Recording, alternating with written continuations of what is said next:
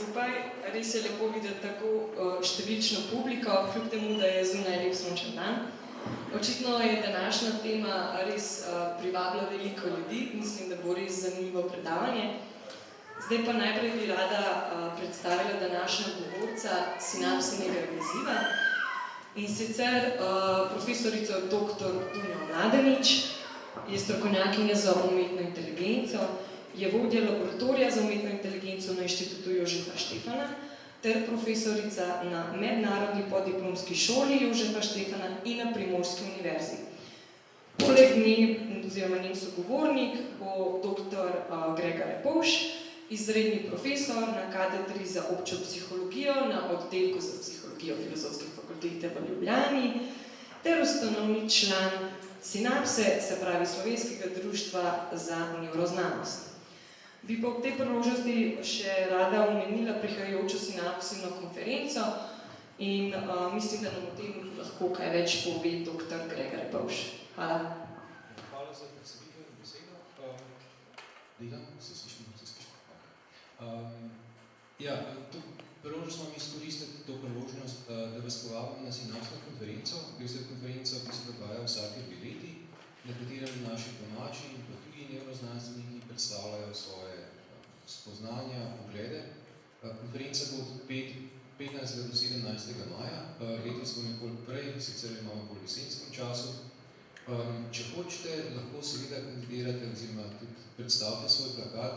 Čas za oddajo koncertov je danes do polnoči, tako da ne potem hitro vlagate domov pa z navdihom dajte kakšen povzetek.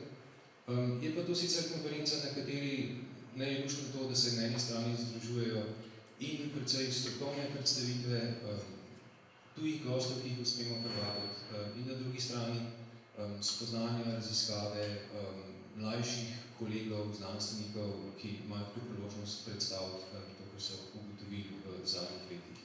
Tako da, če boste imeli priložnost 15. do 17. maja v Cankarjevem domu v Ljubljani.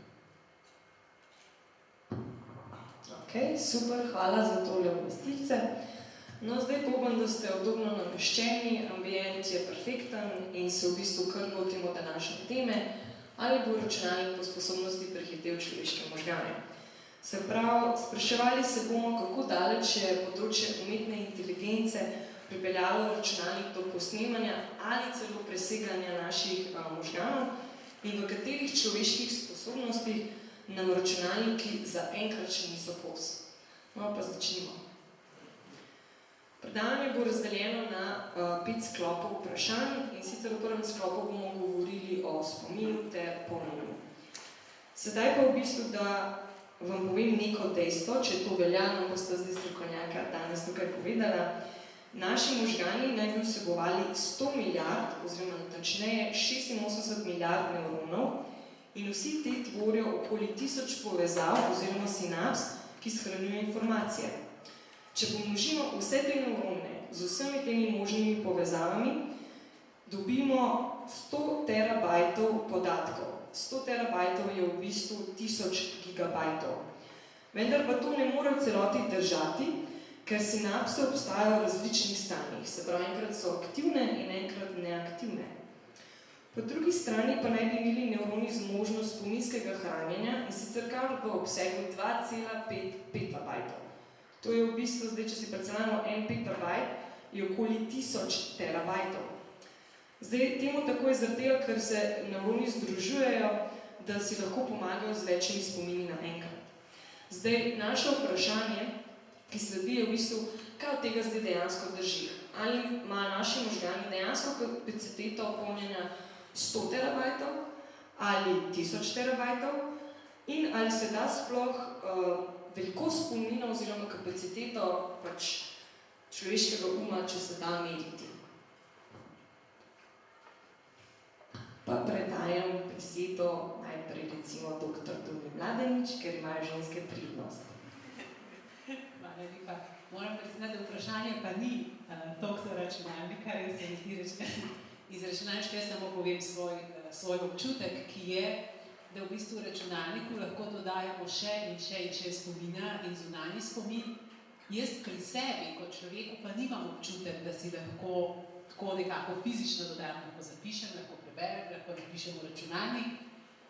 Tako da recimo, če bi mene izvali, da se pomerim z računalnikom, ne bi izbrala, da se pomerjam v količini informacij, ki se jih lahko jaz zapomnim ali pa računalnik.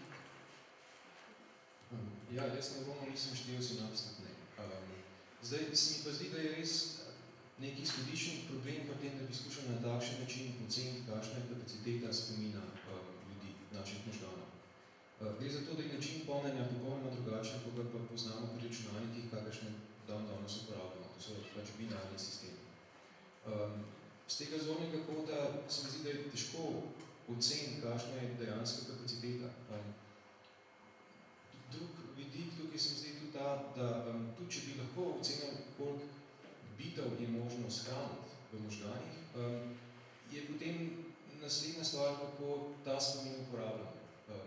Spomin ljudi, naših možganov, ima eno veliko prednost pred tem, na kakšen način so trenutno sposobni informacije shraniti računalniki, in to je to, da imamo nek zelo učinkovit sistem kompresije podatkov. Dosti bolj učinkovit, kot karkoli drugega, kar obstaja. Zato, ker smo sposobni svoje spomine zelo dobro povezati z predhodnimi spomini, z tem, kar smo, s kakšnimi izkušnjami, ki smo v preteklosti imeli. Tako da tudi, recimo, primerjave, ki se pojavljajo v literaturi, je, koliko HD videa bi lahko posneli z našimi možgani. Pa se to računa potem lahko v gigabajtih, v terabajtih in tako naprej. V bistvu, če si skušate v svojih možganih posneti film, zato ne rabite imeti mogoče niti megabajta, zato ker vse, kar je, si samo zamislite neki scenarij, kje se kaj dogaja. Vse ostalo, ko se lahko dopolnili, dorisali, si ustvarili v svojih glavah. In zato ne boste pravili nobenega dodatnega prostora. Skratka, kompresija je res zelo hudo velika. In tudi naši spomini, kljub temu, da se nam zdi, da smo na nek zelo podroben način shranili vsak bit informacij, ki smo ga videli. Ko gremo spomin bolj podrobno raziskovati, ugotovimo, da temu ni tako. Da vsakeč, ko se nečesa spomnimo, ne prikličemo vsakega koščka informacije, ampak v bistvu s pomočjo nekih ključnih točk, ki smo si jih zapomnili, poustvarimo situacijo, ki smo jo doživeli. In naši spomini so lahko in so pogostokrat predvsej drugačni od tega, ker se je zares zgodil v svojih podrobnostih, ki si zapomnimo glavno te glavne točke, ki jih potem lepo pobaramo tako kot v slikanici. Ja, pa še to bi mogoče rekel, kar se tiče povečevanja kapacitete, pri računalnikih, če imamo še kakšen modul prost, damo noter še nekaj gigabajtov zraven, v človeških možganih je to na nek način še bolj enostavno, zato ker iste živčne celice lahko ustvarjajo nove sinapse. In na ta način lahko zelo dinamično povečujete kapaciteto. Bi v bistvu potem znali odgovoriti na vprašanje, kdo ima večji spomin, se pravi računalnik ali naši možgani? Ali pa mogoče, ne vem, kvalitetnejši. Jaz lahko komentiram v smislu kvalitetnejši, da računalnik ima binarni spomin, človek ima, očitno, kot smo tu slišali, bolj zapleten, in računalnik dejansko si zapomni, shrani, izračuna, lahko tudi z metodami umetne inteligence, stvari, ki so noter v programu, se pravi stvari, ki se jih je predtem nek človek izprogramiral, naredil pravila. Seveda se potem lahko to spreminja, računalnik pač naredi prilagoditve glede na dogajanje, v smislu izvajanja programa, na povratne informacije, ki jih dobiva, ampak nekako, mislim, moj občutek je, da človek je tisti, ki na nek način postavlja bolj kompleksne stvari not, računalnik pa, kot so pokazali recimo izkušnje, lahko pregleda veliko možnosti v zelo hitrem času, torej veliko količino podatkov obdela in to hitro, natančno, ne vem na koliko decimalk in s tem nekako ustvari en učink, ki je primerljiv mogoče s človekovim ali pa celo boljši. Samo na drugačen način, jaz si predstavljam, da vsaj moji možgani malo drugače funkcionirajo kot računalnik funkcionira. Jaz si tle pač nekako ne bi upala trditi, da računalnik bo zdaj premagal vseh področjih, v nekaterih pa vidimo, da ima prednost. Ja, jaz bi se s tem zelo strinjal. Gre za to, da v osnovi je spomin drugačen, način hranjenja je drugačen. Prednost računalnika je pri tem, da lahko zelo eksaktno shranimo spomin in da boste čez 1000 let, če ne bo propadel, če ne bo kaj narobe z magnetno ploščo diska ali pa komponentami SSD diska, pa česa, boste točno isto informacijo tam dobili. Tega pri človeku ne boste dobili. Imamo človekov spomin dosti drugih prednosti. Je pač prilagojen temu, na kakšen način se mi znajdemo v svojem prostoru in okolju, da lahko učinkovito preživimo. In omogoča spremljati ogromne količine informacij na nek zelo učinkovit način, ki omogoča ven potegniti tisto, kar je bistveno za oblikovanje našega vedenja. Z tega vidika si lahko hitro zapomnimo določenih vrst stvari, dosti več kot katerikoli računalnik. Ampak eksaktnosti pa tukaj ne bo na tej stopni. Ok. Zdaj tukaj imam neko zanimivo dejstvo oziroma fun fact, bi eni temu rekli. Če bi primerjali naše možgane z digitalnim videorekorderjem, bi le ta moral predvajati 300 milijonov ur podatkov na televizijskem ekranu. To pomeni, da bi dejansko televizija mogla biti neprestano prižgana več kot 300 let. Zdaj, na podlagi tega, ali sploh smiselno v bistvu primerjati naše možganje z računalnikom ter iskati analogije. In mogoče še potem podvprašanje bolj vezano na dr. Repovša, kaj je sploh kognitivno enakovredno GIF-u, se pravi Graphic Interchange Format.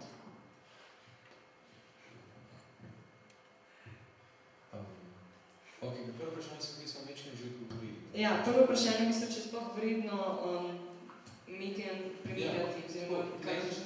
Na en način bi lahko rekel ne, ker gre za popolnoma različne sisteme.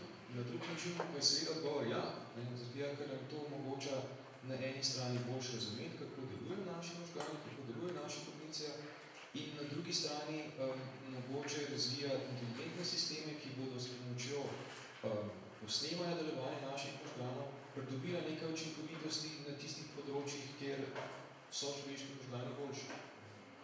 A je kakšno primerljivo z GIF-om? Se mi zdi spet mogoče malo na tistem, kar smo rekli prej. GIF je digitalni format, pri katerem boste lahko, kadarkoli ga boste odprli, dobili čisto točno isto sliko, kot ste imeli prej.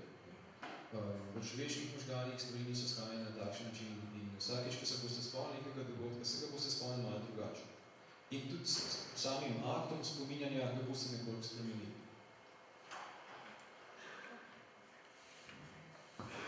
Dobro, zdaj pa mogoče že za zadnje vprašanje za navdušence šaha.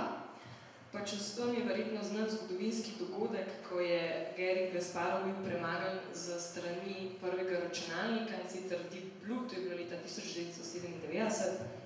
In zdaj naše vprašanje je, glede na to, da v bistvu ima računalnik zmožnost ocenjevanja pa je kar 200 potez na sekundo, dober šahist, tako kot sem brala, 10 do 15, ali je možno, da bo človek še kdaj premagal računalnik v šahovski igri?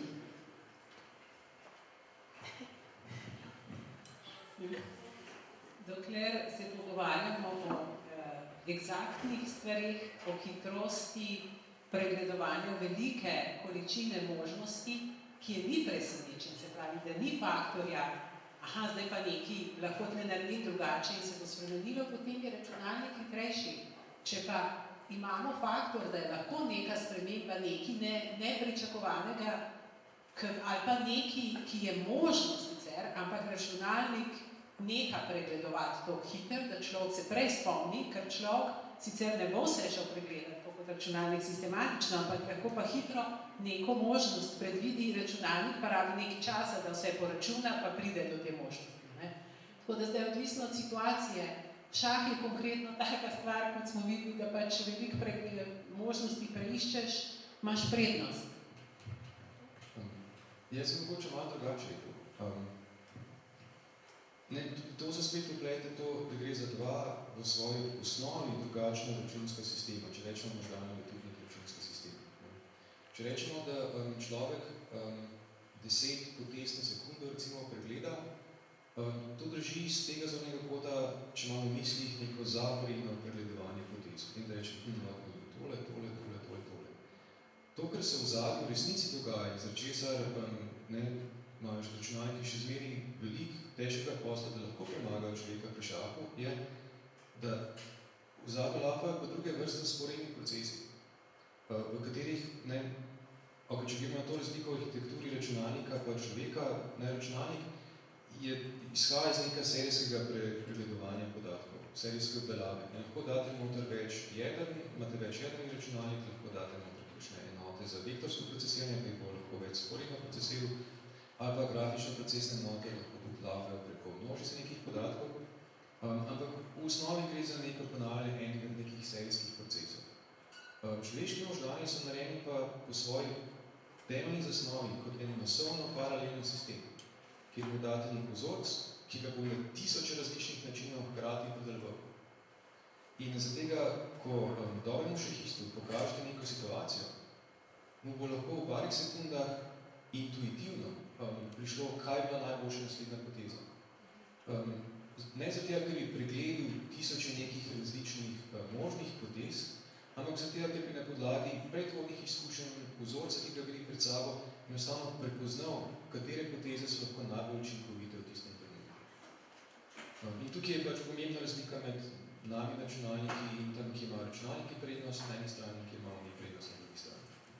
Nekoga, ki teh naloženih izkušenj nima, bo pa šahovski program lahko premagal takoj, zato ker nima iz kje črpati predhodnih izkušenj, predhodnih vzorcev, ki lahko prepozna za izbiro najbolj optimalne poteze naprej. V redu. Pa preidemo sedaj tudi nekoliko k kreativnosti. Torej, mnogi menijo, da se računalniki odlikujejo v dobro strukturiranih področjih reševanja problemov, kot so logika, algebra in podobno. A imajo le malo upanja, da bodo kdaj sposobni ustvariti resnično kreativno delo. Da je nekaj kreativno velja, da mora biti noviteta in uporabno, kar pa predstavlja kar velik izziv za umetno inteligenco. Za računalnike torej velja, da še vedno ne morejo preseči pravila, ki so programirane v njih. Ali to pomeni, da so le-ti obsojeni na neme sužnje ljudi, saj smo mi tisti, ki posedujemo moč kreativnosti? Bi mogoče začeti potrebno? Da poznamo primere, recimo, sploh zadnje leta je kreativnost v računalništvu vse bolj popularna. Tudi na Inštitutu Jožef Štefan smo že organizirali, kolegi so organizirali konferenco Creative Science. Zato, ker določene učinke, kot recimo vidimo računalniško izdelane slike, so za človeka ali pa tudi poezija, so rezultat podobno kot človeški rezultat kreativnosti. Mislim pa, da spet se vračamo na to, kar smo se prej pogovarjali, na kakšen način se pride do tega. Ljudje lahko tudi na različne načine kreativno ustvarjamo, seveda lahko ustvarjamo kreativno tudi na način podoben kot računalnik, ne nazadnje, nekdo je sprogramiral tisti računalnik, da na takšen način ustvarja kreativno.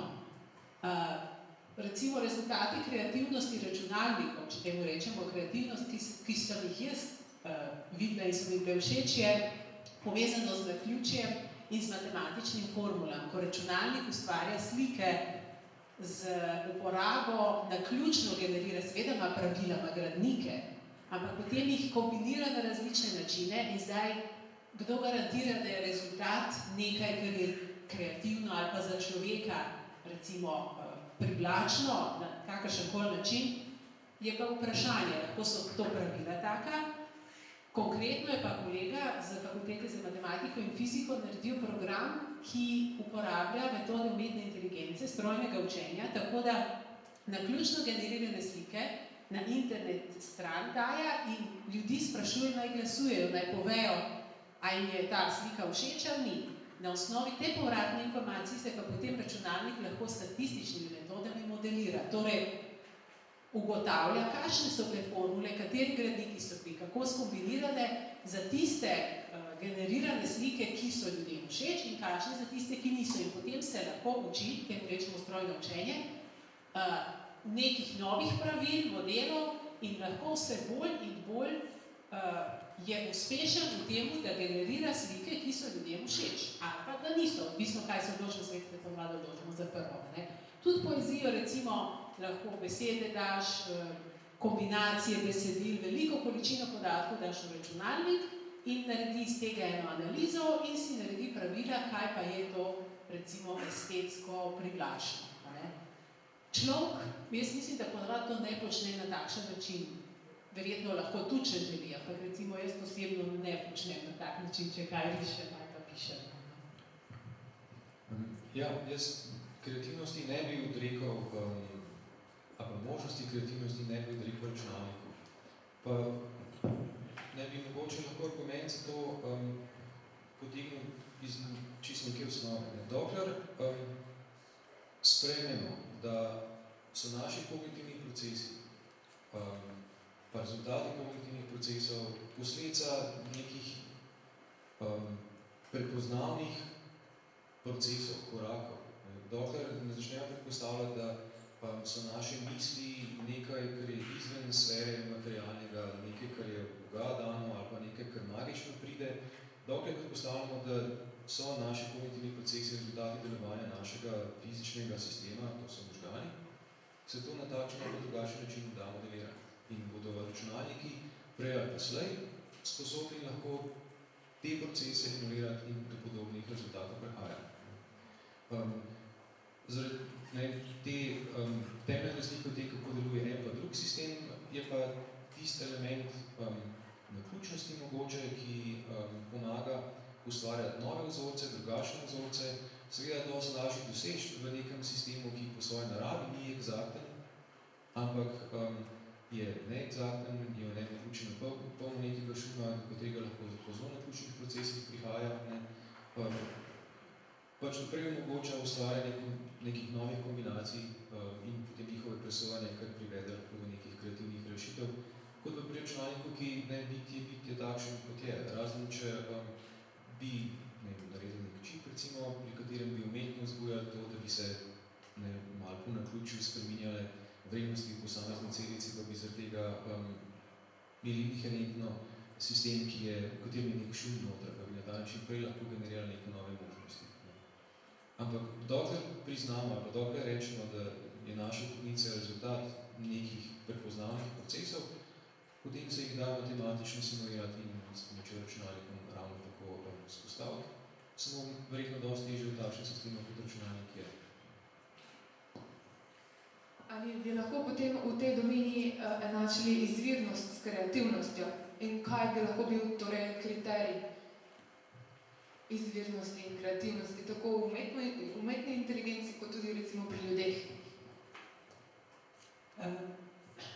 Zdaj, v umetni inteligenci bi jaz rekla tako, kot sem rekla, da vzamemo človeka, da nam pomaga. Označi, to je kreativno, to ni, oziroma ne, da ni kreativno, to mi je na tak način naredilo, da mi je všeč, to ni, ampak človek lahko isto naredi tudi z recimo slikam, ki jih je drugi človek narisal. To ne pomeni, da zdaj eno je rezultat človeškega dela, eno pa rezultat računalnika in to pač prepoznamo.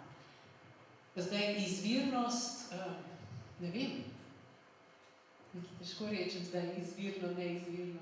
Je res je tukaj zgolj vprašanje definicije, kaj je tisto, kar je kot izvirno.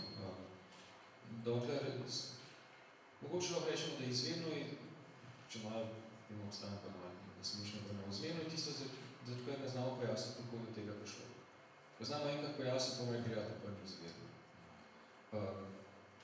Če izhajamo iz tega, bomo nekje prišli do konca, ko bomo znali pojasniti recimo vse.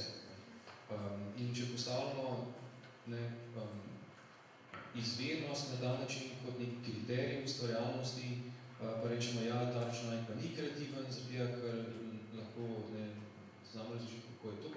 tukaj dal. Potem smo morali s tem, ko bomo bolj in bolj razumevali kognitivne procese, postavljati vedno bolj in bolj komplicirane definicije izvednosti. Nekje smo pa to iztekli. Tako da ne v bistvu samo ponovitev tega, da izvednost je rezultat nekih kognitivnih procesov, nekega naključja, ki je to ugrajeno, enako se da dela tudi z računalniki. Načelo. Kot fun fact, mogoče lahko izpostavim dejstvo, da je umetnik Harold Cohen izumil računalniški program, ki se imenuje Aaron. Mislim, da se tako naglasi, se opravičujem, če sem narobe naglasila.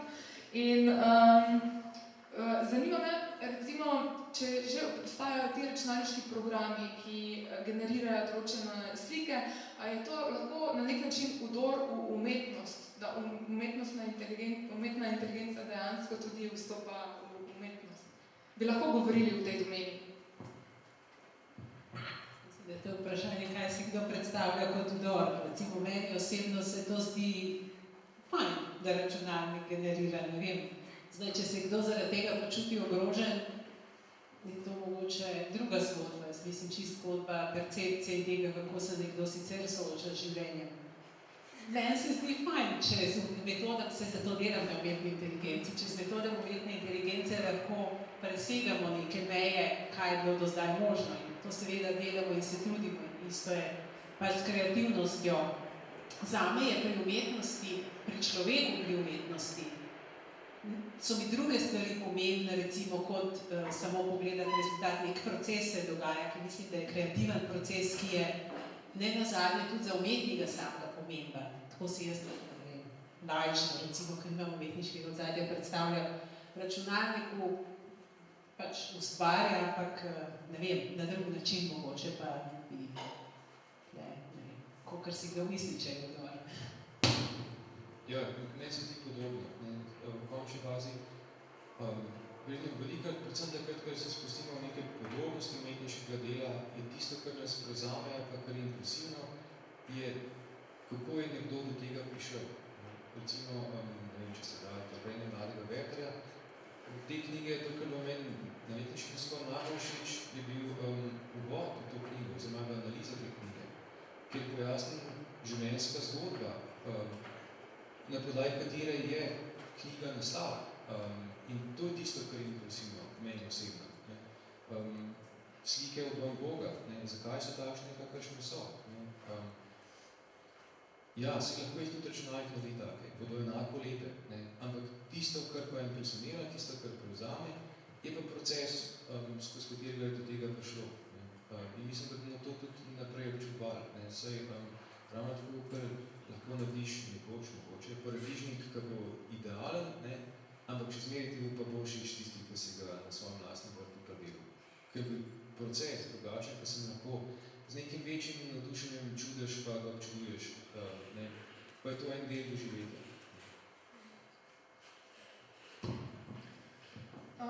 A ima mogoče v tej točki kdo kakšnokoli vprašanje?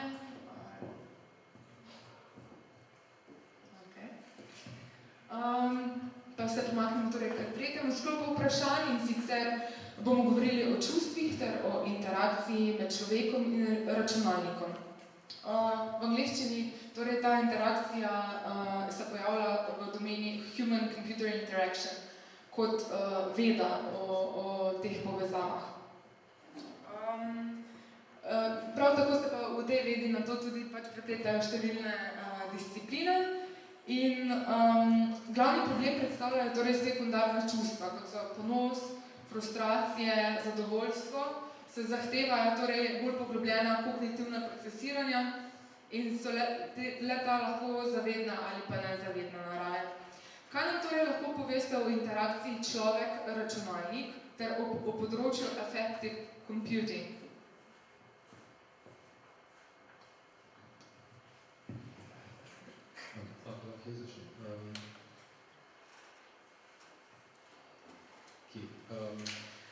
Ja, čustva nekaj, kar se nam zdi, da so tako zelo človeško specifična. Če doma pogledate svoj računalnik, verjetno ne boste mislili na kakšna čustva. ko so nanjega zelo razvite, mogoče včasih tudi kar pogosto, ampak ne boste pričakovali, da bo užaljen, da bo nazaj na vas jezen, da se bo do tega sekiral ali pa tako podobnega. Pa bi se tako rekel, ja, računalniki pa ne morajo biti čustveni. Ker dejansko niso.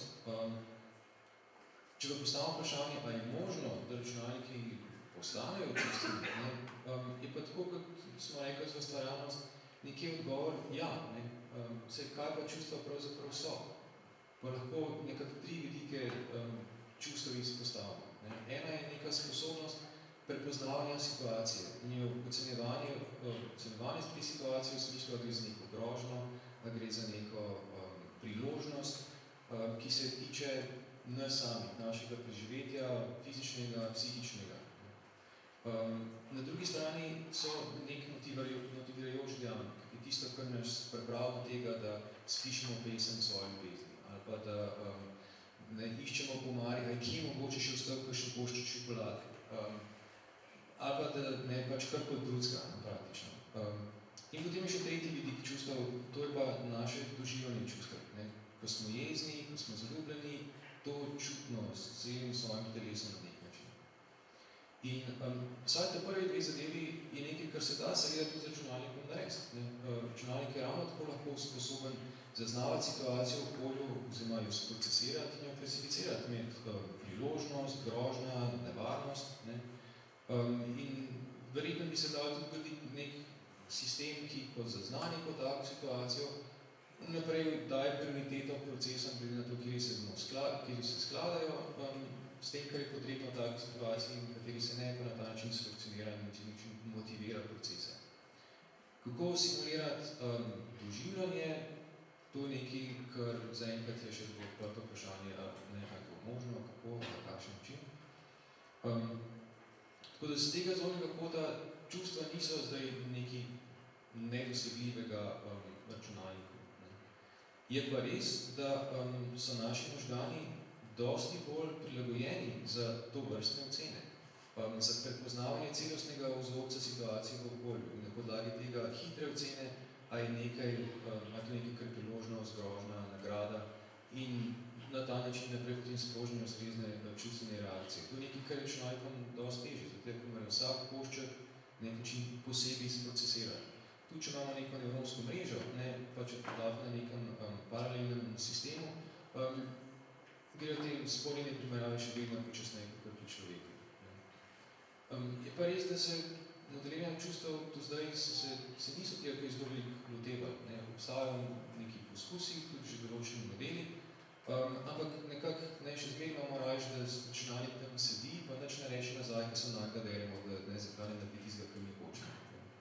Kar pa ne povem, da načeloma se tega ne bi dal narediti. Bomo pa verjetno, predvsem ko gre za to, kar ste omenili, human brain interfaces, recimo human machine interfaces, če bomo skušali oblikovati nek inteligenten sistem, ki nam bo v pomoč, bomo pa verjetno počasno njega pričakovali tudi to, da bo sposoben prepoznavati naša čustva, zato da se bo temu primerno odzival, se nam prilagajal. In če bomo hoteli na nek način tudi nek odziv od njih nazaj, jih bomo morali mogoče nekoliko naučiti, da kakšen večji čustva kako doživljajo, da se prepoznavajo prioritete, jih nek način čutijo in temu prilagajajo svoje procesiranje, svoje odločitve na nek način. Tako da v neki prihodnosti, ko bomo skušali oblikovati vedno bolj in bolj kompleksno komunikacijo med človekom in pa računalnikom, bo tudi procesiranje čustev nekaj, kar bo postalo bolj in bolj pomembno. Mogoče v bistvu nam še prav pride zato, ker nas dodatno zmotivira, da sploh se začnemo malo bolj ukvarjati z modeliranjem čustev, ker se mi zdi, da danes ostaje, da pogledam, koliko nas v šolah naučijo o tem, sploh takrat, ko si v puberteti, kako se počutiš, kaj s čustvi, kaj z vznemirjenjem, kaj s strahovi. Se mi zdi, da veliko premalo, glede na to, koliko potrebujemo. Če pa mogoče izziv pride iz tega, da želimo računalnik zmodelirati, da bo potem, recimo v računalniških igricah se to dosti uporablja, področje je believable agents, se pravi take podobice, recimo, če recimo risane podobice v računalniški igrici, ki jim verjamemo, ampak verjamemo temu, kar izražajo. Seveda so pravila v ozadju, mislim. Recimo, da jaz govorim, da ima prepoznavanje govora, ali pa tudi, če tipkam, so določeni vzorci, če natipkam take besede, ali pa dajem klicaj, ali pa neke kletvice tam, zvezdice in ne vem kaj, da računalnik bo sklasificiral, bo rekel, to je verjetno jeza, razburjenje, če je to tako, se lahko spet odloči, se pravi, lahko ima pravilo, bi bilo dobro, če jaz hočem zdaj njo umiriti, naredim se, da sočustvujem in potem, recimo, tista risbica ali pa tista, ne vem, pač neka figurca, narisana v igrici, naredi en sočuten izraz na obrazu. Seveda ima skrajno, to ni pač tako kot človek, naredi na drugačen način, ampak spet lahko simuliramo na nek način čustveno obnašanje, nečustvene odzive. Se pravi, to je ta točka, ki je bila zaznavanje čustev iz okolja, lahko je to, kot se reka, čez tipkanje, lahko je čez prepoznavanje razburjenosti, recimo frekvence v glasu, lahko je vizualno obraz, prepoznavanje obraza, lahko je tudi, če je govorica telesa, recimo ljudje se mogoče tudi premalo včasih zavedamo, da govorica telesa je nekaj, je čist drugo, kako sediš, je drugo, kako se obnašaš, je drugo, koliko daleč si od človeka, kako nastopiš, koliko daleč daš roko, ko se rokuješ, vse to nekaj sporoča, če ne zavestno, podzavestno, sproža neke procese v drugem človeku. Velikokrat se tega ne zavedamo. Če se želimo sami sebe boljše zavedati, kar upam, da se, kot ljudje želimo razumeti sami sebe, za začetek, če želimo razumeti druge, mogoče nam to dodatna motivacija, da to naredimo zato, da bomo sprogramirali v računalniku boljšo igrico in potem se bo odlično prodajala. Nič hudega, če je to motivacija, če je rezultat na koncu ta, da jaz sebe boljše poznam in znam razumeti svoje čustva in jih recimo mogoče izražati na tak način, da bom na koncu zadovoljna sabo. Tako da... Na tej točki mogoče je fajn izpostaviti tudi eno dejstvo in sicer, da so Japonci naredili en korak dlje na področju robotike. Podjetje SoftBank je predstavilo robota imenovanega Pepper, ki naj bi bil sposoben prepoznavati človeška čustva. Robot je opremljen z umetno inteligenco, ki mu omogoča, da analizira geste in tone človeškega glasu. Med drugimi pa lahko odigra vlogo varuške in medicinske sestre. Tako da to je že en napredek, en korak dlje. Ima mogoče kdo iz publike kakšno vprašanje na tej točki?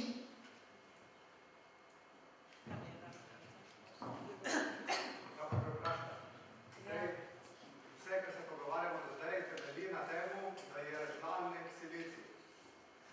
Koliko jaz vem, kako je meni znano, so že neke možgane, neke majhne ribe preklopu izvajale neke manjše stvari. Če bi zgradili nek računalnik iz majhnih teh sklopov možgane iz ribe, potem ne bi bilo več te razlike, kot silicija ali pa človeški možgani. Ja,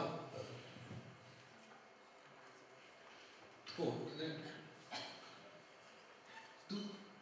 da imamo takšen paralelen sistem, ker so naši možgani, ni nujno, da je ravno organski. En izmed najboljših simulacij tega, kako delujejo naši možgani, kako deluje primarni vidni korteks, izhaja iz posebej narejenih čipov, kjer niso specializirani za to, da binarno reprezentirajo informacije, ampak da procesirajo, oziroma da se odzivajo na podoben način, kot se odzivajo naši neuroni. In s takimi custom build sistemi je možno z nekaj takih čipov dosti bolj simulirati delovanje naših možganov, kot pa z nekim ogromnim superračunalnikom, kjer zaporedno teče čez skupico nekih operacij. Tako da največkrat, kadar govorimo o računalnikih, mislimo za res to klasično paradigmo, ki jo nosimo zdaj že počasno na rokah, ne samo na telefonih. Obstajajo pa tudi druge paradigme, s katerimi se da sestavljati računski sistem, ki bodo sicer manj eksaktni, bodo pa dosti bliže temu, kako delujejo naši možgani, bodo lahko na določen način nam razlagali, poskušajo pomagati pojasniti, kako delujo možgani, hkrati pa tudi bolj sposobni izvajati operacije na takšen način kot naši možgani in s tem je tudi prednosti, ki jih naši možgani pri tovrstnem procesiranju imajo. Če to mogoče odgovori na vaše vprašanje. Ja, pač to je samo definicija, kje je računalnik in kje je več ni. Če je zgrajen iz možganov, drugih živih biti, potem hoče ni več računalnika. Kaj pa je definicija računalnika? To sem se nekaj vprašal. Do zdaj je bil več ali manj samo posteljicija, da so vaši predlogi. Tu bi res pomenil na začetku vsega tega. Ja, največkrat govorimo, ko mislimo o računalniku o tem. Ne. Res pa je, da verjetno bi lahko, se imamo tudi mehanske računalnike. Res vprašanje lahko tudi našim možganom rečete računalnika. Pa vam bo kdo mogoče to zameril, ampak v osnovi boste imeli lahko več manj čist prav. Tako da, ja, lahko bi definirali podeliti, da to, o čemer govorimo, so računalniki, ki delujejo na siliciju in ne, imajo neke CPU-je noter, pa je to da glavni način procesiranja informacij.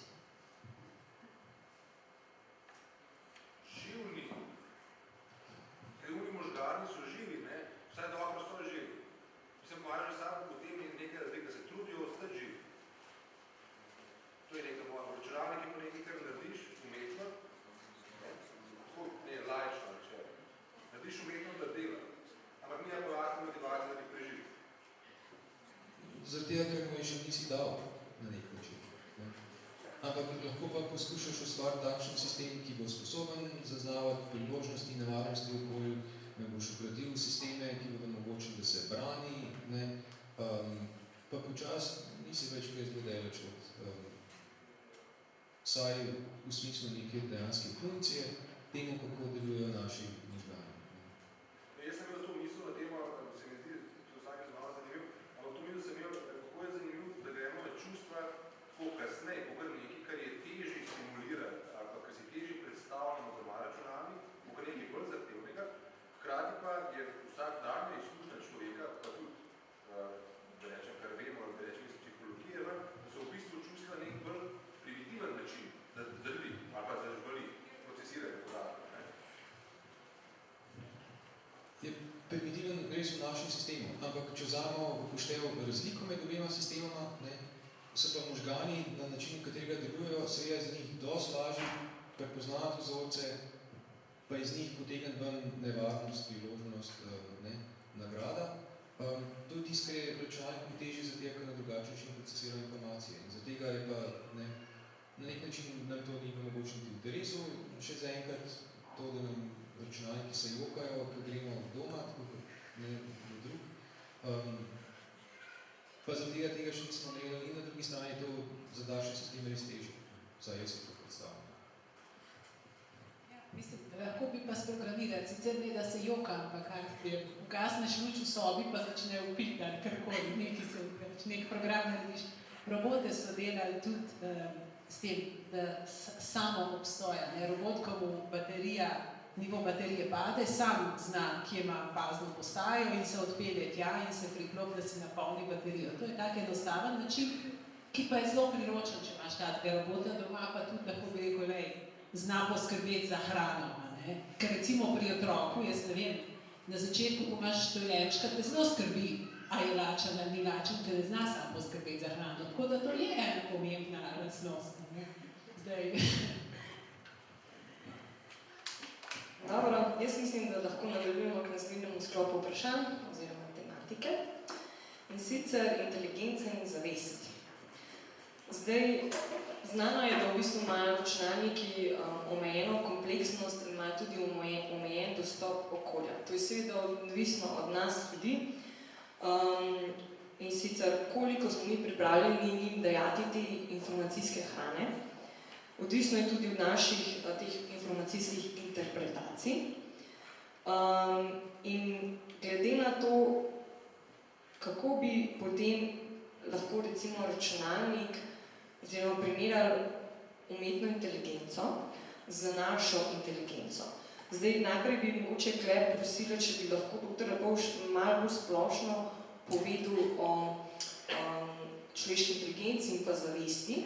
pa če bi potem lahko vi, doktor Mladenič, nadaljevala potem, ali recimo je že področje umetne inteligence začel kaj, mislim, verjetno že raziskali na tem, če se dejansko obstaja, da bi pač tudi stroji oziroma računalniki nekako ratali zavedni. Oziroma, kaj zdaj sploh ljudi obravnavamo kot zavest, ne? In če potem lahko te definicije iz kognitivne znanosti oziroma kognitivne psihologije to znanje uporabimo na področju umetne inteligence. Ja, eno je, kar se, inteligentnost pa zavest, gre za dva precej različna pojma, ki sta med sabo dosti neodvisno določeni meri. Inteligentnost je neka sposobnost prepoznavanja, reševanja problemov. Tako zelo poenostavljeno definirano. Tukaj se mi zdi, da neke primerjave z računalnikom niso tako težke. Tisto, kar je težje vprašanje, je res vprašanje zavesti. In potem, največkrat, ker imamo v misli, ko govorimo o zavesti, spet zavest lahko predelimo na več načinov. Tisto, kar imamo v mislih največkrat, kadar si postavimo to vprašanje, je naše subjektivno doživljanje, kvalija, vidno rdečo in čutno rdečino. Ali lahko računalnik tudi čuti rdečino in se ji čudi in tako naprej, ko doživlja na nek način. Vsekakor ga lahko prepravimo do tega, da reprezentira nekaj, kar predstavlja rdečo barvo. Te funkcijski elementi zavesti, nekega združevanja različnih informacijskih vidikov, nek celostni model, te se da speljati. In tudi, če jih celoti postavimo skupaj, je pa še zmeraj vprašanje, ali potem računalnik zavesten v tem smislu, kot sami subjektivno doživljamo zavest. To je zaenkrat vprašanje, ki je odprto. Premalo vemo in razumemo o tem, kaj pravzaprav daje to subjektivno izkušnjo. Nekateri se sprašujejo, ali je to sploh možno zares pojasniti. Nekateri trdili, da je to izven obsega razlage. Tako da na tej točki se mi zdi, da je zaenkrat še težko enostavno vedeti, če se skušamo sprogramirati neko računalnik, da bo zavesten, vedeti, da zares je. Lahko se obnaša, kot da je, ampak tisto, kar mi čutimo kot prvoosebno izkušnjo. To bo vprašanje, če se sploh da na nek način objektivno ugotoviti. Lahko izkazam še neko umestni stavek, pa v bistvu še enkrat mogoče eno repliko. Se pravi, zdaj iz nekega članka sem prebrala, da ne bi računalniki zavestni lahko bili šele, če bi se neposredno, v oklepaju in navednicah telepatsko, priključili na polje zavesti, ki si ga delimo ljudje in v nekem smislu tudi druga živa bitja ali celo neživi svet. Zato pa kaže, da potrebujemo kvantne ali subkvantne sisteme. Bi lahko ta stavek malo bolj laično razložili, kaj dejansko v bistvu so mislili, da če bi se priklopili na zavestni, da bi šele na tak način lahko ratali dejansko zavestni. Mislim, težko razložim, ker sam ne razumem, kaj je to pomeni. Tudi ne je možno, če bi neko tako polje zavesti obstajalo, na kakšen način bi ga možno sploh prikazati, preučati. Jaz sam ga še nisem videl.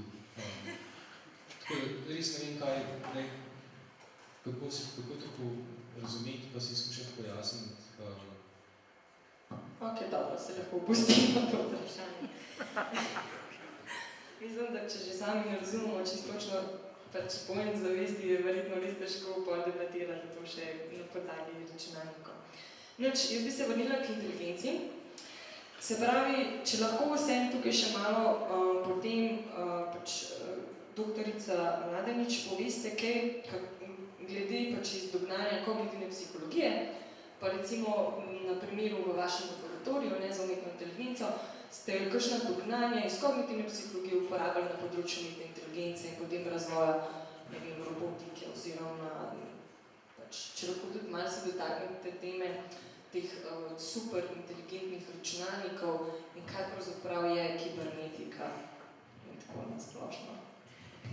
Zdaj, veliko vprašanj, ampak mogoče, če začnem spet nazaj.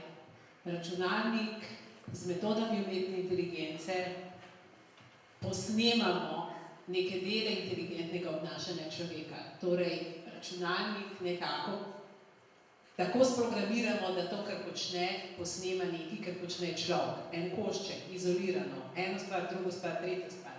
Potem, ko imamo narejeno teh več modulov, recimo, lahko je prepoznavanje govora, lahko je vizualno, ne vem, prepoznavanje obrazov, pa neke reakcije na različne senzorje, recimo senzorji računalnik lahko reagira na temperaturo v prostoru ali pa neko karkoli, ne? In to skombiniramo, dobimo že malo bolj kompleksno izražanje neke, recimo, inteligentnega obnašanja, da gre stran od nekega vira pretirane toplote, se umakne, tako kot bi se človek umaknil, ker ga sprogramiramo, da se umakne. Ne?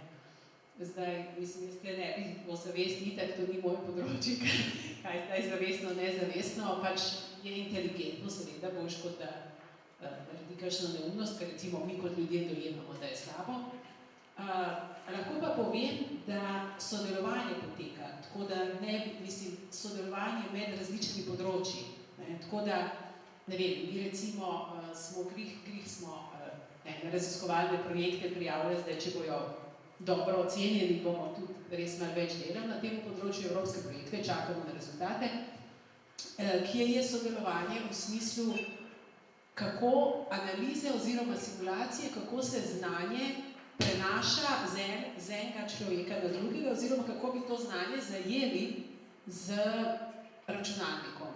In tam gre za, recimo, navidezno resničnost, človek ima neko nalogo, ne vem, da premakne roko ali pa nek predmet zagrabi in ga premakne, mi pa posnemamo senzor, posnemamo v računalnik signale te krivulje, ne?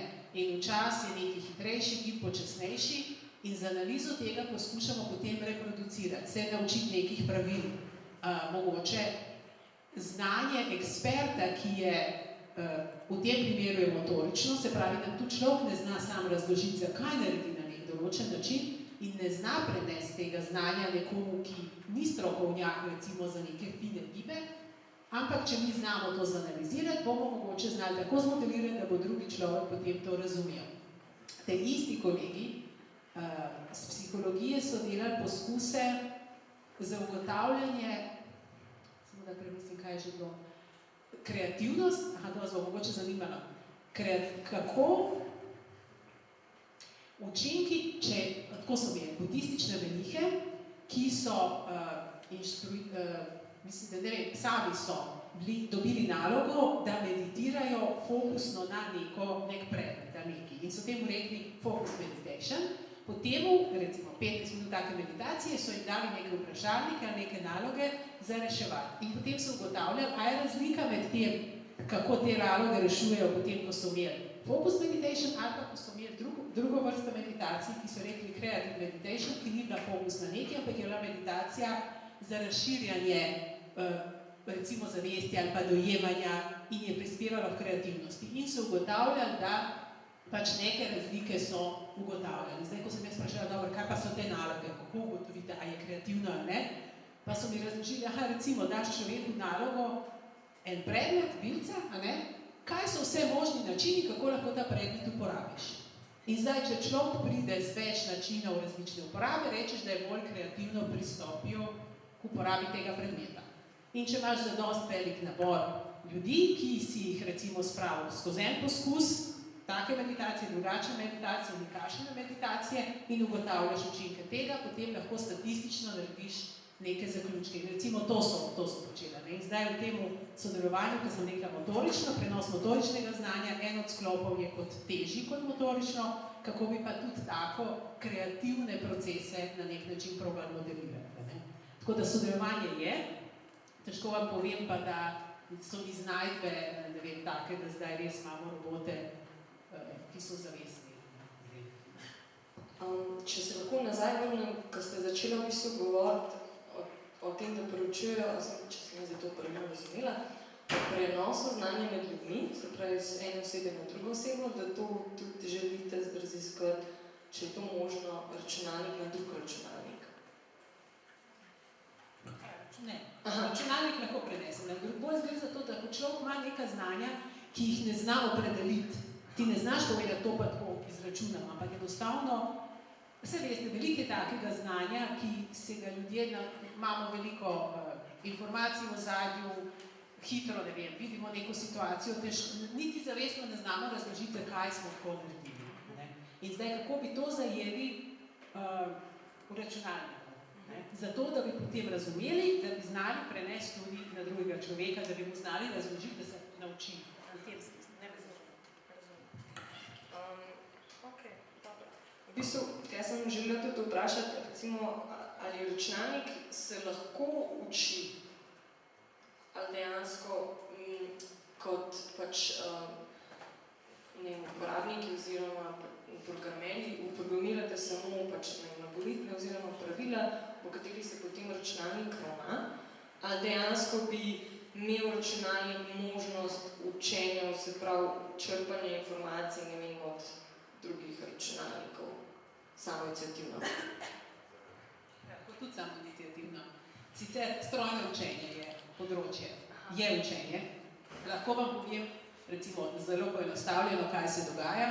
Če računalnik ima toliko in toliko primerov, ki so, ne vem, po taki akciji je bil tak učink, ima druge primere, ko so po neki drugi akciji drug učink, se bo naučil, bo rekel, torej, če je tako sosledje v akciji, bo najbolj verjetno tak učink. To je v ozadju statistika, v ozadju je verjetnost, to se dela že leta, tako da to ni, pač to je analiza podatkov, modeliranih podatkov. Bolj gre za vprašanje kakšnih podatkov, a lahko sam iz okolja zazna. Zato sem omenjala senzorje. Če ima več senzorjev, je večja količina podatkov, nenehen pretok podatkov. Recimo stvari, ki jih mi počnemo, je tudi analiza novic. In to je konkretno, kolega iz STA-ja, tudi z STA-jem v sodelovanju. Imamo neprekinjeno pobiramo novice z elektronskih virov po celem svetu in potem delamo analize novic, o kakšnih dogodkih se poroča, kdo je omenjen, kdo se skupaj omenja, kdo poroča, kakšno je sosledje, različne vizualizacije na vrhu tega. Tako da tle je spet računalnik, pač tam ima to moč obdelave podatkov in seveda na koncu lahko rečeš, da se nauči, ker ne dela samo po pravilih.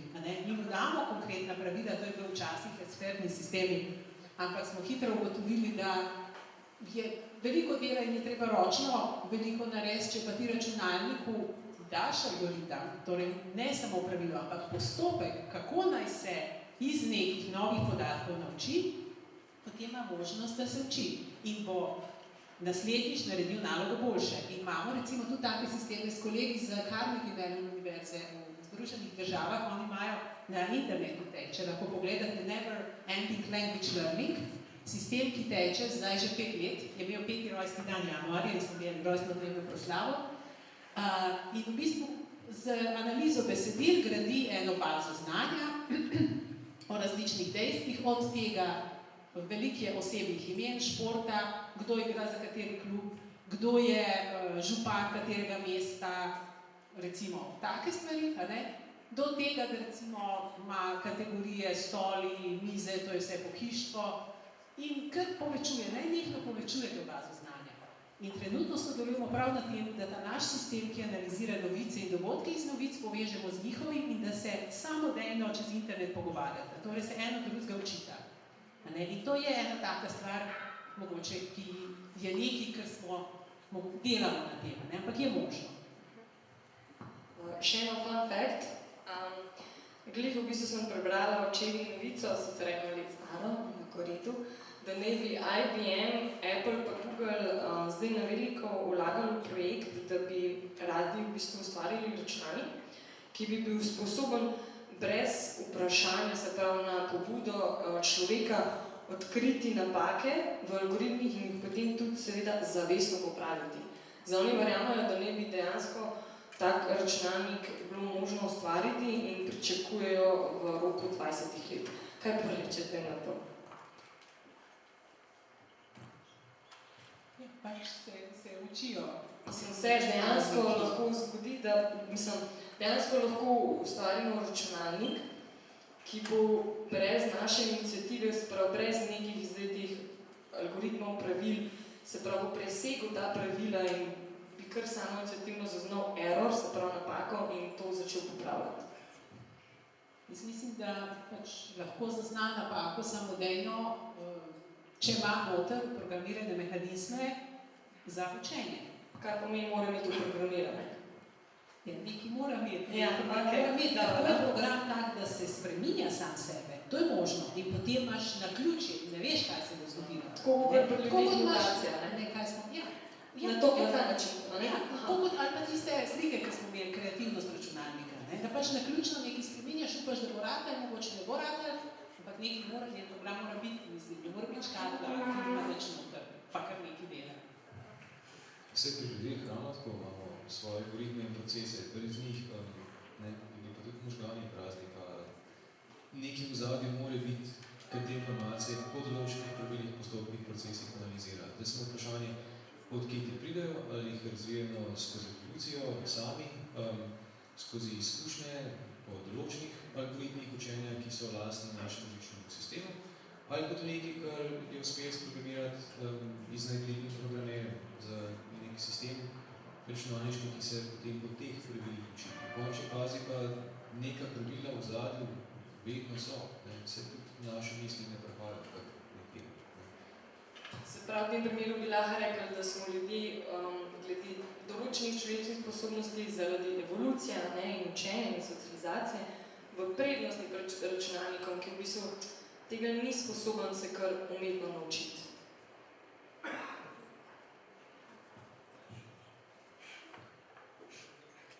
Provociram. Kaj da umetno se nauči? To je tudi dobro vprašanje. Pač način, po katerem so naši možgani nastali, je seveda absolutno drugačen, pa način, po katerem nastajajo možgani računalnika. Vsaj po mojem mnenju nas ni nihče ustvaril. Skozi proces evolucije smo prišli do sem, kjer smo. Ampak čezmeri gre za neko strukturo, nek sistem, ki je sposoben predelovati informacije na različne načine in oblikovati naše vedenje, zaznave, odločitve, misli.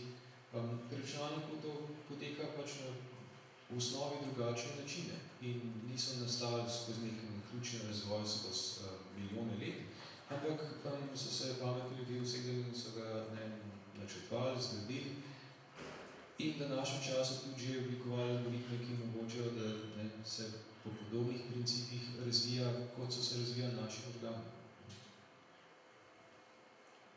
Dobro. Tako, pa smo pri zadnjem sklopu vprašanj, kjer se bomo dotaknili še malo futuristične in pop kulture. Mislim, da se boste zdaj tudi malo izbudili. V glavnem, moje sledeče vprašanje je, na podlagi vseh teh filmov o neki apokaliptičnem svetu, kjer bojo predvladali računalniki oziroma super računalniki in tako dalje, nas zanima, v kateremu taboru znanstvenikov se bolj nagibate. Se pravi, k tistemu, ki opozarjajo družbo, da dejansko nam umetna inteligenca predstavlja grožnjo, se pravi človeštvu, ali k drugemu, ki meni, da so to zgolj znanstveno-fantastične zgodbice. Lahko tudi publiko vprašamo. Sam pa bomo mogla en mikrofon tja dati. No, se lahko vprašamo, kdo misli, da je umetna inteligenca nevarnost, ki nam grozi v prihodnosti, da če da lahko roke gor? Kar pogumno. In kdo je prepričan, da nam lahko umetna inteligenca zgolj pomaga in nam koristi pri naših izzivih, s katerimi se soočamo? Več drugih kot prvi. No, lahko omenim to, da v bistvu recimo veleslavni profesor Hawking, on konstantno načeloma opozarja, da se boji, da bi v bistvu umetna inteligenca nekako presegla naše znanje oziroma obvladljivost nad njimi in da bi to v bistvu vodilo v konec obstoja človeštva. Saj, teorije so različne, mislim, jaz ne bi hotela, da zdaj rečemo, da pač je ena sama. Vsak ima pravico svojega osebnega pogleda. Moj osebni pogled je, čeprav moram reči, da ni trivialno. Jaz sem nekaj let nazaj se soočala z vprašanjem, analiza podatkov, velike količine podatkov, Big Brother is watching you, jaz k temu prispevam.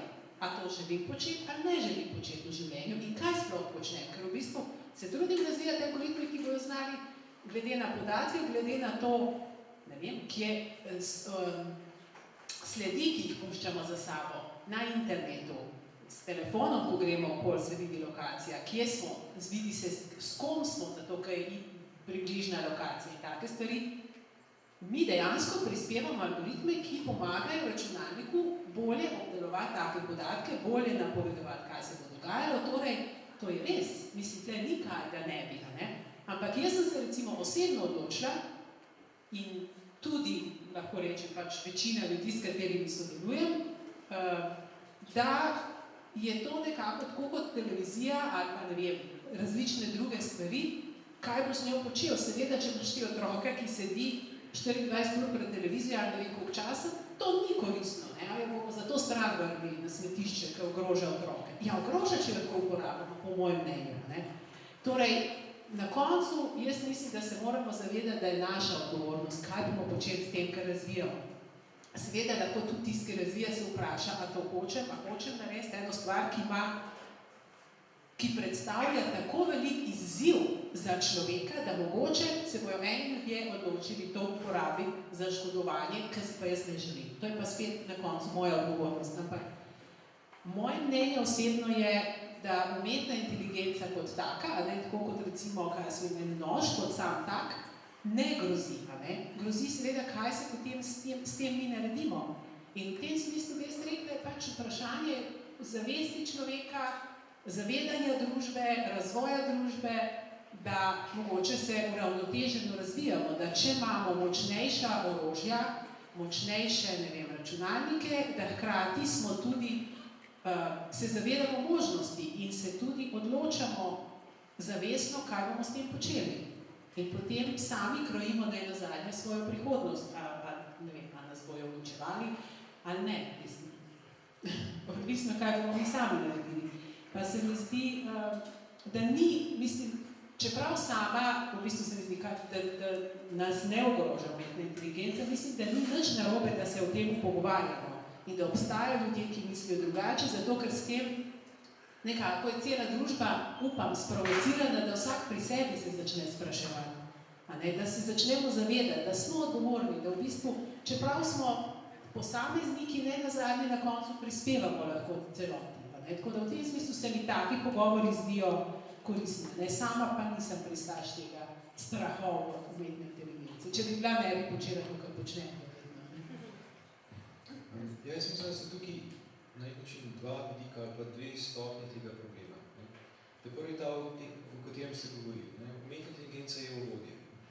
Da se ga uporabljati za zelo različne stvari. Da se ga uporabljati za to, da iščemo nova zdravila za hude bolezni, da se uporabljati za to, da iščemo načine, kako boljš prodajati nek izdelek, ali pa za to, kako narediti boljše orožje, s katerim se da čim več ljudi ubiti.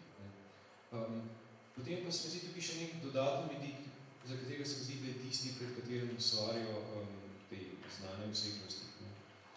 In če nam nekoč uspe ustvariti neko umetno bitje v bistvu na nek način, ki je sposobno ne samo procesiranja velike količine informacij, ampak ki damo to sposobnost čustvovanja, zavedanja, samoodločanja, ali se lahko zgodi, da se tak sistem proti nam obrne. Če ima enkrat možnost samostojnega delovanja, če ima zadosti velike kapacitete intelektualne na nek način, oziroma sposobnosti procesiranja informacij in če ima dostop do nekega udejstvovanja v fizičnem svetu, pa nas to lahko ogroža. In tukaj se ne da reči, da to ni možno. Je možno. Zakaj pa ne? Če lahko rečemo, da smo rekli, da je možno simulirati čustva, odločanje, marsikaj drugega, zakaj ne bi mogla ustvariti neko mašino, ki je sposobna se sama odločiti, kaj bo delala in se lahko odločiti stvari, ki so za nas škodljive. Lahko so zelo škodljive. Se mi zdi, da neka nevarnost, če jaz pravilno interpretiram misli drugih, ker temu sploh mogoče ne tako. Če pogledamo človeka, našo družbo, razvijali smo se skozi evolucijo. Do sem ne bi prišli, če ne bi v svojem vedenju, tako posameznika, kot družbe v celoti, imeli vključenih nekih varovalnih mehanizmov, zaradi katerih kljub temu, da bi nekajkrat to že skoraj uspeli, se še nismo uničili sebe in planeta, na katerem smo. Mogoče ne bo to uspeli v prihodnosti, kaj pa vemo. Zdaj pa če ustvarimo nek nov element, neko novo bitje, ki skozi ta razvoj ni šel in ki sam po sebi teh raznih povratnih, zank, varstvenih, varovalnih mehanizmov nima, se seveda lahko malo zeznemo. Sproduciramo nekaj, kar je nevarno. Vidimo, da pri uporabi raznih mašin, kemikalij, smo že pri tako enostavnih zadevah, kot so pesticidi ali pa neka druga sredstva, naredili napake, ki takrat nismo vedeli, da lahko do njih pride. Pa smo uporabljali na svincu osnovane barve, zaradi katerih so ljudje zastrupljali v stanovanjih. Pač opozorilo tukaj, da lahko naredimo nekaj, kar bo ušlo našemu nadzoru za tega in naredilo škodo, enostavno, ker moramo predvideti vseh možnosti, do katerih lahko pride. To možno je. Zdaj pa samo vprašanje, ne predpostavljamo, da če naprej razvijamo umetno inteligenco, bo to nujno do tega pripeljati, ker se mi zdi, da je neka predpostavka teh, ki opozarjajo na napredek, ali ne, ali bomo vsem poskrbeli, da pri razvoju umetne inteligence in v bistvu pri razvoju umetnih biti na nek način, ne bomo prišli to idejo, že si ne ustvarimo svojega sovražnika. Mogoče samo še zadnje vprašanje, kaj je v bistvu ultimativni cilj umetne inteligence? Ali pa mogoče vaš osebni? Pri umetni inteligenciji. Glede na to, da posnemamo inteligentno obnašanje človeka, seveda si želimo to narediti čim boljše, kar pomeni ne izolirano obnašanje, ne v določenih okoliščinah, ampak čim bolj recimo univerzalno temu. Zdaj konkretno pri nas predvsem delamo po eni strani na analizi senzorskih podatkov, različne, od tega, recimo, če imaš ti telefon, ko voziš avto, da tisti telefon zaznava, koliko hitro greš, koliko se ustavljaš, dela določeno analizo računalnika, avtomobila dela analize, zna svetovati, da se ne greši tam, kje so zastoji, zna zanalizirati, kakšen voznik si in recimo na osnovi tega zavarovanje ti da višjo ali pa nižjo ceno za zavarovanje, se znajo avtomobili med sabo pogovarjati, seveda pač računalniki komunicirajo, kamere za varnost na cesti, inteligentne luči, to je tudi en projekt, na katerem delamo, varčevanje z energijo, veliko delamo na analizi besedil. Pri analizi besedil recimo to, kar si želimo, je z uporabo različnih baz znanja omogočati računalniku, da razume besedilo. Ne da prepozna besede in črke, to znamo delati, ampak globlje razume, pomeni, da razume, kaj je zdaj tam napisano. Recimo trenutno delamo na enih projektih, kako avtomatsko ali pa vsaj polavtomatsko besedilo v logiko preložiti. Ker če imam jaz namesto stavka, logični stavk v logiki, potem lahko delam sklepanje z računalnikom gor, potem lahko povežem z bazo znanja. Recimo, če rečem baze znanja, je tega ogromno, to je zdaj že nekaj let na področju semantičnih tehnologij, da se povezujejo različne baze znanja. Od takih enostavnih stvari, kot imate recimo, ne vem, geografske lokacije mesta, do takih zapletenih, kjer so ročna pravila noter, ne vem, pravila v smislu, da človek ima roke, noge, da miza se lahko uporablja za to, uno, tretje in potem povezave med njimi. Če je to enkrat zakodirano, upamo, da računalnik potem to zna uporabljati. In za enkrat, recimo, kodiranje take baze znanja, common sense knowledge, da pravi take common sense knowledge, že 20 let počnejo v Združenih državah in se še vedno nekako iščemo načine, kako čim bolj uporabiti to bazo znanja, da bi se računalnik čim bolj posnemal inteligentno obnašanje človeka. Se pravi, da bi res bila neka umetna inteligenca. Od tega, ker recimo imamo robote, različni senzori, različne zaznave, mogoče reakcije, da robot ima nek izrazna, ki izraža čustva, se pravi, da je čim bolj verjameš realnosti tega, da čim bolj inteligentno. Zdaj, kdaj bomo tam prišli, pa težko povem, zato ker je, mislim, kolikor se mi trudimo, dosežeš recimo neke rezultate do ene točke, potem so pa vse izboljšave zelo, zelo težko dosegljive, mogoče tudi zato, ker pridemo do teh razlik, ki smo jih danes slišali, med tem, kako človek v osnovi funkcionira, pa kako računalnik funkcionira, če se pogovarjamo o možganih pa o čustvih. Tako da imamo še veliko za delati, pa zabavno je, tako da če koga zanima umetna inteligenca, imamo veliko izzivov, pa veliko zanimivih stvari še za raziskati. Nismo še tam pri ultimativnem cilju. Ja, z mojega zornega kota nekako vidim dva dopolnjujoča se namena umetne inteligence, pa bom širše rekel v računskega modeliranja. Eno se mi zdi ta, o katerem ste govorili, da ustvarjamo sisteme, ki nam pomagajo pri množici različnih stvari. Delati bolj optimizirane prometne sisteme, pomagati se odločati v diagnostični situaciji. In pri razvoju te umetne inteligence je fajn vedeti, na kakšen način to nam, ljudem, uspeva tako učinkovito delati na tistih področjih, ki to dobro delamo. In lahko s poznavanjem kognicije, z razumevanjem kognicije delamo za tega bolj inteligentne, umetno inteligentne sisteme. Drug vidik je pa tisti, ki je pa meni bližji ali pa bolj pomemben na nek način. Gre pa s pomočjo umetne inteligence, s pomočjo modeliranja človeške kognicije, bolj razumeti, kako človeška kognicija deluje. Razumeti, kako deluje naše zaznavanje, odločanje, načrtovanje in tako naprej. In tukaj so tudi nam v našem raziskovalnem delu različni računski modeli pomagali različevati med različnimi teorijami, hipotezami, modeli in na ta način hitreje napredovati pri teoretičnem in pri empiričnem delu k boljšemu razumevanju delovanja naših možganov in našega uma. Se mi zdi, da se ta dva cilja nekako prepletata in oblajata en drugega. Super. Pravkar ste tudi zaključili naše zaključno vprašanje. Se mi zdi, da ste zelo lepo povezali, kako delovanje možganov navdihuje hkrati področje umetne inteligence in tudi obratno. Zdaj pa je mogoče še čas za publiko, a ima še kdo vprašanje, kakšnokoli iz publike? Živijo, hvala za ta pogovor.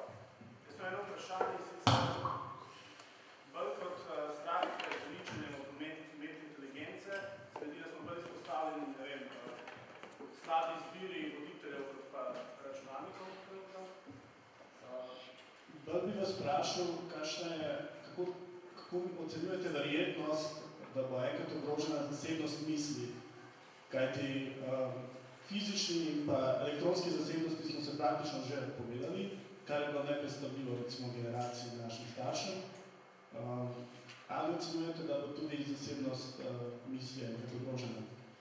Glede na to, da preomenjeni Stephen Hawking že narekuje z mislimi prek čipa na čelu, da nam avtomobilski sistemi sledijo zenicam, če spimo ali ne in podobno.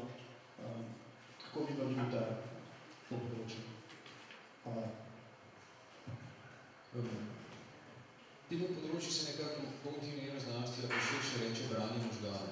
Nekaj branje misli se, da je strašljivo sliš, pa potem rajš rečemo branje možganov. Gre za neke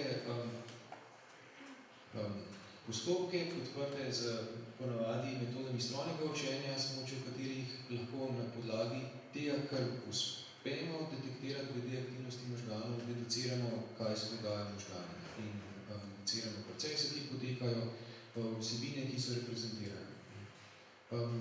Tukaj marsikaj že znamo in se da, s tem, da so postopki dosti okorni in čisto glede na zmogljivosti metod, ki imamo na razpolago, zaradi nizke resolucije, prostorske, časovne, odvisno katero metodo obiramo, nismo še zelo daleč.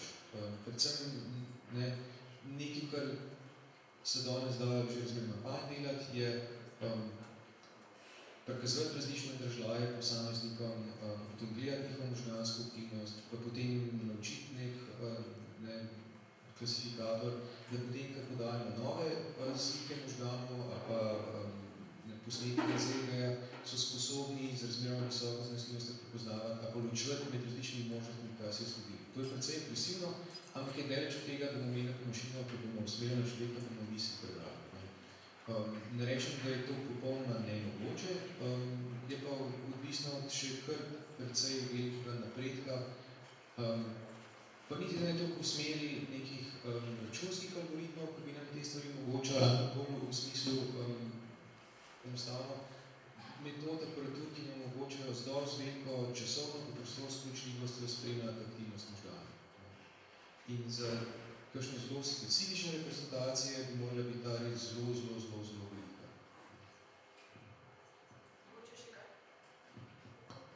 Jaz bi mogoče tukaj samo to dodala, ker res je tako strašljivo slišati, branje možganov, branje misli. Tukaj smo zdaj slišali, gre za neko zaznavanje aktivnosti, kisik v možganih, aktivnosti, signalov v možganih. Tako da meni se zdi predvsem pomembno razumeti, demistificirati zadeve, da ni zdaj magično pomeni računalnik, pa ti prebere misli. Zdaj, problem je težek, ampak seveda metode so vse boljše in so vse bolj natančne, kakšne stvari da delati. Tako da tle je fajn, spet se mi zdi se pogovarjati o tem. Tudi zakonodaja je fajn, da se ustvarja, o tem, kdo ima pravico pregledovati moje osebne podatke. Jaz sem recimo osebno nezadovoljna, če mi tam en iskalnik začne preveč pametovati, pa svetovati, kaj naj še pogleda. Mislim, kako zdaj ve, da sem jaz včeraj bila na unem sajtu? Ja, ko se zapomnil, seveda vem, ampak zdaj vprašanje, a meni pomaga, da mi to naredi ali ne. In jaz se mogoče to sprašujem, ne vem, naši otroci se bojo veliko manj spraševali, zato ker se bo samo umevno zdelo, nič hudega, če znaš še to pa res, če mi pomaga, da nekaj jaz boljše naredim, pa tudi, če mi dela ne vem kakšne analize. Tako da tle se mi zdi bolj, pomembno, da se družba zaveda, kam gremo in da, recimo otrokom danes razlagati, da ni vse, kar piše na internetu, resnica. Ker jaz dobim tako, pa se piše v knjigi, jaz lahko napišem v knjigi, čist nekaj drugega, samo vod, če piše v knjigi. Tako da to se mi zdi, zato se mi zdi tudi taki pogovori pomembni, tudi če mogoče pač ni nič, zdaj nismo naredili nobenega razburjanja tle, midva se nisva stepla, kako malo različne mnenje in ne vem kaj, ampak da vsak pri sebi se začne spraševati, kaj bi pa jaz naredila ali pa naredil, če bi bila pred to izbiro, a dovolim aplikacijam na svojem telefonu, da si zapomnijo mojo lokacijo ali ne. Odvisno, kaj mi ponujajo, če mi ponujajo veliko ugodnosti, pa mogoče dovolila, Seveda bojo početi s tem lahko še kaj drugega, a lahko zakonodaja to omeji, kaj lahko in kaj ne. In tle, za začetek najprej v Evropi smo malo naprej, ker v Ameriki vse sorte se lahko dela, glede privatnosti imamo bolj strogo, ker je za znanstvenike bolj problematično, ker mi delamo analize podatkov, pa ne moreš dobiti nekih podatkov, ko so taki zakoni, ampak se mi zdi, da je prav, da so, da vsaj ljudje razmišljajo o tem, da je treba nekaj narediti. Mogoče tudi s tem, a mi lahko kamera pa ne gleda v aktivnosti oči, ali ne vem kaj. Tudi pač, če podpišem, da lahko, kdo lahko bere moje maile? V Evropi je zelo težko kdo, v Ameriki, če si ti zaposlen nekje na služben naslov, kar pride last podjetja. In lahko vsak analizira iz podjetja seveda. Tako da tle, pač jaz mislim, da moramo zelo se povezovati, družba kot sama. Mogoče, ja? Ja, glede na to, da so možgani naši kot ena taka končna struktura, struktura, ki jo bomo tudi po vsej verjetnosti enkrat razumeli, kako bi bilo zdaj to s tem, če bi enkrat začeli tudi sami posegati v našo lastno strukturo in sami sebe tudi spreminjati, ker bi čutili pač potrebo po ničesar, po nekaj več. Kot naprimer, da se ne bi lastna struktura sama po sebi dovolj hitro spreminjala kot cel tekom evolucije. Če mislite, da se bo to tudi zgodilo, pa če bo dovoljeno. Hvala. To v določeni meri se že dogaja. Gre za to, da kakšna zdravila, ki jih sta razvita za naslavljanje nekih specifičnih simptomov zaradi nevrodegenerativnih sprememb ali pa zaradi motnje pozornosti, se izkaže, da v določenih primerih pomagajo tudi zdravim osebam, da lahko hitreje procesirajo informacije, si jih bolj zapomnejo, dlje časa vztrajajo. In to je ravno tako, kar je področje neke zasebnosti, ravno tudi področje, ki ga bo treba, o katerem je treba govoriti, ne razpravljati in sprejeti neke čisto etične civilizacijske odločitve. Kaj je tisto, kar dopuščamo in česa ne. Kaj je tisto, kar je koristno, kaj je tisto, kar ni koristno. In te debate se odpirajo vedno bolj, zato ker bodo take možnosti vedno bolj prisotne. In se je treba enostavno odločiti, kaj je tisto, kar dovoljno in kaj ne. Možno pa to že zdaj v določeni meri je vedno bolj bo. Še kakšno vprašanje?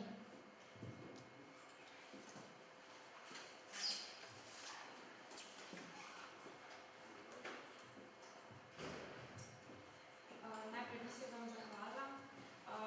Me pa zanima, ko smo prej govorili o tem, da vse, kar preberemo, da smemo vsega verjeti. Sem jaz enkrat zasledila, da ne bi uporabljali samo od 6 do 12% možganov. Pa me zanima, če je to res. Hvala.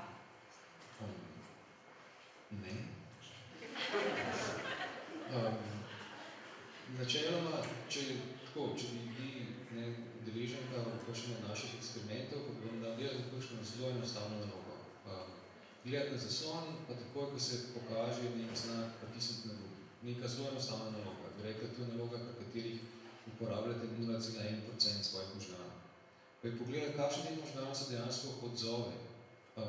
Se zviša aktivnost, takrat, ko se pokaže držaj, je videl, da so aktivni skoraj celi možgani. Gre za to, da možgani so nek integriran sistem, ki ima veliko nekih podsistemov in za že zelo enostavne aktivnosti je potrebno sodelovanje vseh teh različnih podsistemov, nekaterih v večjih, drugih v manjši meri. Tako da ves čas uporabljamo praktično vse možgane. Ni tako, da 90% jih sedi primer, pa ne ve, kaj bi delali, ostalo pa funkcionira. Se mi pa zdi, da se to vprašanje pa to trditev malo drugače polovrniti. Zakaj, za katere stvari pa jih uporabljamo? A bi lahko sposobnosti, ki jih naši možgani imajo, bi lahko naredili kaj več. Tukaj pa potem lahko začnemo govoriti o tem, kakšen delež naše kapacitete uporabljamo. Ali sedimo doma pred televizorjem po 3-4 ure na dan in smo nekaj pasivnega od česa način, ali pišemo pesmi, programiramo računalnike, ali pa uživamo v naravi.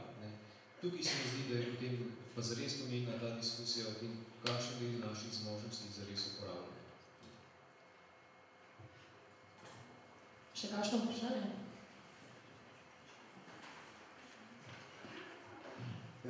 Še pač moje stališče gledanja te, ki se bojijo umetne inteligence, to je podobno, kot če bi plazilci zatirali vse razvojne stopnice SARS-a, kadar pač razvijo. Pa če je neka stvar boljša, se bo pokazalo čez čas in bo edina ostala. Ne smemo gledati preveč človekocentrično na sam sistem, tako bi sem rekel.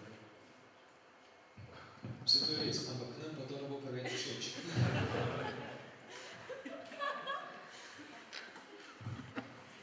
Smo zaključili, ne?